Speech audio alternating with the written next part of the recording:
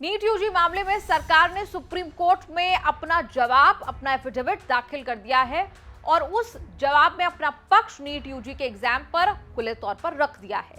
सबसे बड़ी बात जो निकल कर आई है वो ये कि इस पूरे एग्जाम को स्क्रैप कर देना एंटाइटी में कंप्लीटली, ये उन छात्रों के साथ नाइंसाफी होगी जो कि ईमानदार हैं, जो कि ऑनेस्ट हैं।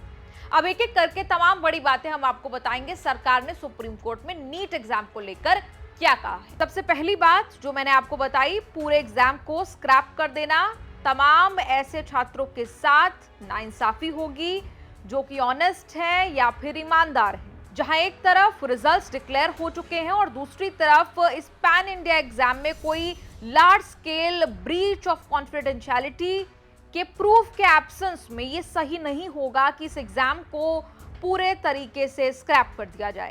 केंद्र ने यह भी कहा कि किसी भी एग्जाम के अंदर कंपीटिंग राइट्स होते हैं जहां हमें तमाम छात्रों के इंटरेस्ट का ध्यान रखना पड़ता है, उन छात्रों का ध्यान रखना पड़ता है जिन्होंने किसी भी गलत तरीके का, किसी भी अनफेयर मीन्स का इस्तेमाल ना किया हो, तो उन्हें हम खतरे में नहीं डाल सकते। इसीलिए एग्जाम को कंप्लीटली स्क्रैप कर देने से कई सारे लाखों छात्रों के भविष्य पर खतरा पड़ सकता है जिन्होंने 2024 में ये एग्जाम दिया। इस एफिडेविट की ये सबसे बड़ी बात है जो हमने आपको बताई। आगे और भी बातें जो हैं वो बताएंगे कि केंद्र ने सुप्रीम कोर्ट में क्या कहा है। ये पहली सबसे बड़ी बात ये थी, क्लियर है सरकार की तरफ से कि हम इस पक्ष में नहीं हैं कि इस पूरे एग्जाम को आप स्क्रैप करें या रद्द करें, इसके हम पक्ष में नहीं हैं। ये साफ साफ कह दिया है कोर्ट ने। अब अगली बात की तरफ चलते हैं जो कोर्ट में कही है। सुप्रीम कोर्ट में केंद्र ने यह भी कहा कि एजुकेशन मिनिस्ट्री ने, शिक्षा मंत्रालय ने एक high level committee of experts बिठाई है जो कि एनटीए की फंक्शनिंग को लेकर, एनटीए की स्मूथ फंक्शनिंग को लेकर अपने सुझाव जो है वो देगी, रिकमेंडेशन देगी कि कैसे एग्जामिनेशन प्रोसेस में बदलाव लाया जा सकता है, इंप्रूवमेंट किया जा सकता है, सिक्योरिटी प्रोटोकॉल में इंप्रूवमेंट किया जा सकता है। ये कमिटी जो है वो के राधाकृष्णन हेड कर रहे हैं, फॉर्मर इसरो चेयरमैन, और ये अपनी रिपोर्ट 2 महीने के अंदर सबमिट करेंगे। इसके अलावा ये भी कहा सरकार ने कि कमिटी ने अपनी बातचीत जो है, 4 मीटिंग अब तक हो चुकी है, बातचीत शुरू हो चुकी है। कमिटी ने स्टेक होल्डर्स, स्पेशली स्टूडेंट्स से भी सजेशंस मांगे, आइडियाज मांगे हैं 7 जुलाई तक।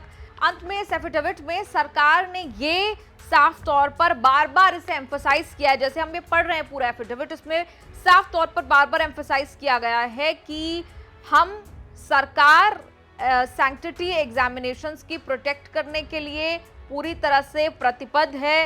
ये बार बार जो है वो इसमें लिखा हुआ है और ये भी लिखा है कि हमने पूरे केस को सीबीआई को दे दी है।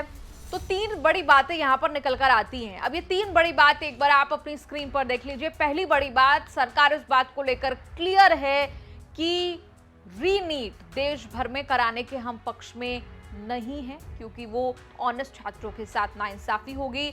दूसरी बड़ी बात ये कि सरकार ने कोर्ट में कहा कि हमने कमेटी गठित कर दी है और वो कमेटी एनटीए फंक्शनिंग को लेकर और तमाम मुद्दों को लेकर अपनी रिपोर्ट जो है वो 2 महीने में सौंप देगी। तीसरी बड़ी बात जो कोर्ट में सरकार ने कही है वो ये कि सीबीआई को तमाम मामले की जांच जो है वो सौंप दी गई है।